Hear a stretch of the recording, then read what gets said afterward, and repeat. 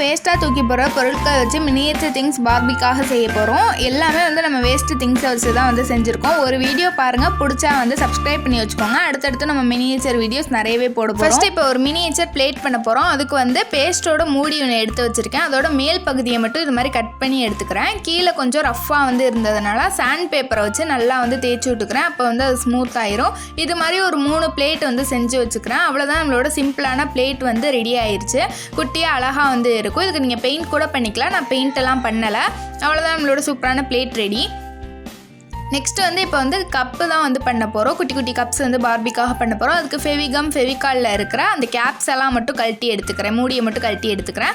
அதை வந்து நம்ம மினியேச்சராக செஞ்சால் பிளேட்டு மேலே அடுக்கி வச்சேன். சூப்பராகவே இருந்துச்சு. உங்களுக்கு பிடிச்சிருக்கான்னு சொல்லி கமெண்ட்டில் சொல்லுங்கள். அடுத்தது வந்து இந்த கப்ஸை வைக்கிறதுக்காக ஒரு ட்ரே தான் வந்து பண்ண போகிறோம். அதுக்கு வேஸ்லினோட மூடியை கழட்டி எடுத்துக்கிறேன். இதுக்கு வந்து நீங்கள் பெயிண்ட் கூட பண்ணிக்கலாம். அவ்வளோதான், நம்மளோட கப் ட்ரேயும் ரெடி ஆயிடுச்சு. இதில் நீங்கள் வந்து உங்களோட கப்பெல்லாம் வந்து அரேஞ்ச் பண்ணி வச்சுக்கலாம்.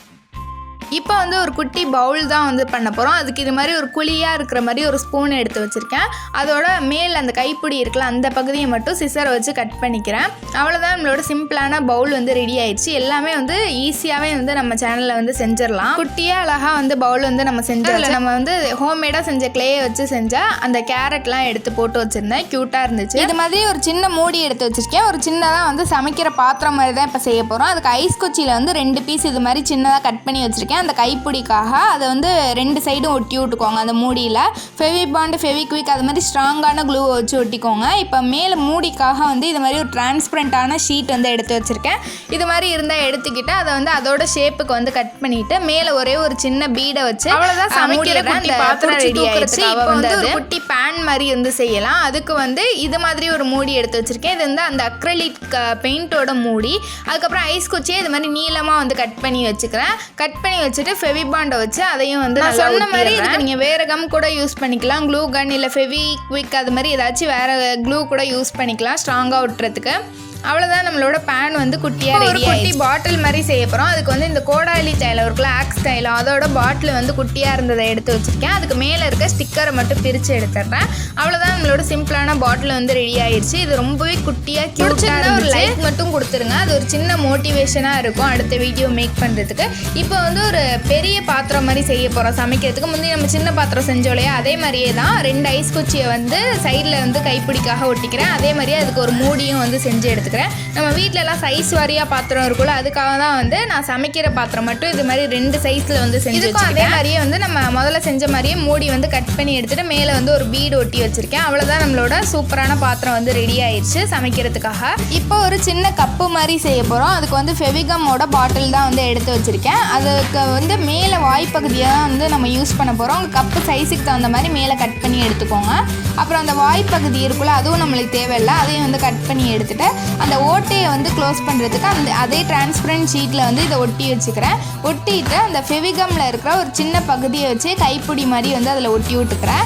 அவ்வளோதான், நம்மளோட சிம்பிளான கப்பு வந்து ரெடி ஆயிடுச்சு. சின்ன குக்கர் தான் வந்து செய்ய போகிறோம். அதுக்கு வந்து ரங்கீலா பெயிண்டில் இருக்கிற அந்த ஒரு பாக்ஸை மட்டும் தனியாக எடுத்து வச்சுக்கிறேன். மேலே வந்து ஐஸ் குச்சியை வச்சு இது மாதிரி படுக்கவசமாக வந்து ஒட்டிக்கிறேன். இன்னொரு ஐஸ் குச்சியை எடுத்து அந்த நம்ம ஒட்டின ஐஸ் குச்சிக்கு மேலே வந்து நேராக வந்து வச்சுக்கிறேன். அதுதான் அந்த விசில் மாதிரி இருக்கிறதுக்காக வந்து நேராக வந்து வச்சு ஐடியா பண்ணி வச்சேன். அது குக்கர் மாதிரி இருந்துச்சா என்னன்னு தெரில. நீங்கள் வந்து கமெண்ட்டில் சொல்லுங்கள். ஓரளவு பரவாயில்லைங்கிற மாதிரி இருந்துச்சு. இதுக்கும் நீங்கள் பெயிண்ட் கூட பண்ணிக்கலாம், இல்லைனா வந்து அப்படியே வச்சுக்கலாம். அந்த கைப்பிடியெல்லாம் பக்கம் குக்கர் மாதிரி தான் வந்து இருந்துச்சு. அதை நீங்கள் ஓப்பன் பண்ணி க்ளோஸ் பண்ணிக்கலாம். இப்போ வந்து ஒரு தோசை கல் மாதிரி தான் வந்து செய்ய போகிறோம். அதுக்கு வந்து காளானோட ட்ரே ஒன்று இருந்துச்சு. அதில் இருக்கிற ஒரு சின்ன பீஸை வந்து தோசைக்கல் மாதிரியே வந்து கட் பண்ணி எடுத்துக்கிறேன். அது லைட் வெயிட்டாக தான் இருக்கும், அதனால் வந்து ஈஸியாக கட் பண்ணிடலாம். இது மாதிரி ஒரு ஷேப்பில் வந்து கட் பண்ணி வச்சுக்கிறேன். முதல்ல அந்த கைப்பிடி இருக்கிற மாதிரி, அதுக்கப்புறம் தோசைக்கல்லுக்காக வந்து ரவுண்டாக இருக்கிற மாதிரி. நம்ம தோசைக்கல் வந்து கருப்பாக தானே இருக்கும், அதுக்காக பெயிண்ட்டும் வந்து பிளாக் கலரில் அடித்து எடுத்துக்கிறேன். ஃபஸ்ட்டு பார்த்தப்ப அது தோசைக்கல் மாதிரி இல்லை, இந்த பெயிண்ட் அடிச்சு ஓரளவுக்காக அந்த மாதிரி இருந்துச்சு. அது மாதிரி என்ன இருக்கும் தெரியுமா, அதில் வந்து இது மாதிரி கட் பண்ணி எடுத்துக்கிறேன். அந்த தோசை திருப்பி ஷேப்பில் வந்து கட் பண்ணி எடுத்து வச்சுருக்கேன். அந்த கிளிப் மட்டும் மிஸ் ஆயிடுச்சு. அது மாதிரி நீங்கள் வந்து கட் பண்ணி எடுத்துக்கோங்க. நம்ம சிம்பிளாக வந்து மினியேச்சர் திங்ஸ் எல்லாத்தையுமே வந்து செஞ்சாச்சு. இதில் வந்து நான் கரண்டி மட்டும் செய்ய மறந்துட்டேன். தோசை திருப்பி செஞ்சு கரண்டி செய்ய மறந்துட்டேன். கரண்டி ஸ்பூன்லாம் அதெல்லாம் அடுத்த வீடியோவில் வந்து உங்களுக்கு வந்து எப்படி செய்கிறதுன்னு வந்து காமிக்கிறேன். பார்ட் 2 வீடியோவில் வந்து காமிக்கிறேன். இப்போ வந்து நம்ம செஞ்ச திங்ஸ் எல்லாம் வந்து எடுத்து வச்சுட்ருக்கேன். ரொம்ப சிம்பிளாகவே வந்து ஓரளவு நம்ம கிச்சன் திங்ஸ் எல்லாம் வந்து கவர் பண்ணியாச்சு. அடுத்தடுத்த வீடியோவில் மேக்கப் திங்ஸ் எல்லாம் வந்து எப்படி செய்யணும் அந்த வீடியோலாம் போடுறேன். ஸோ மிஸ் பண்ணாமல் பார்க்கறதுக்கு நம்ம சேனலை சப்ஸ்கிரைப் பண்ணி வச்சுக்கோங்க. அடுத்து உங்களுக்கு என்ன வீடியோ வேணும் ஒரு சின்ன மோட்டிவேஷனாக மினியேச்சர் திங்ஸ் வேறு என்ன மேக் பண்ணலாம், மினியேச்சர் ட்ரெஸ்ஸஸ் மேக் பண்ணலாமா பார்பிக்காகலாம் வந்து கமெண்ட்டில் சொல்லுங்கள். அடுத்தடுத்து உங்களுக்காக நான் அந்த வீடியோஸும் போடுறேன். கிராஃப்ட் ஏதாச்சும் வேணும்னாலும் கமெண்ட்டில் சொல்லுங்கள், அதையும் வந்து நம்ம போடலாம்.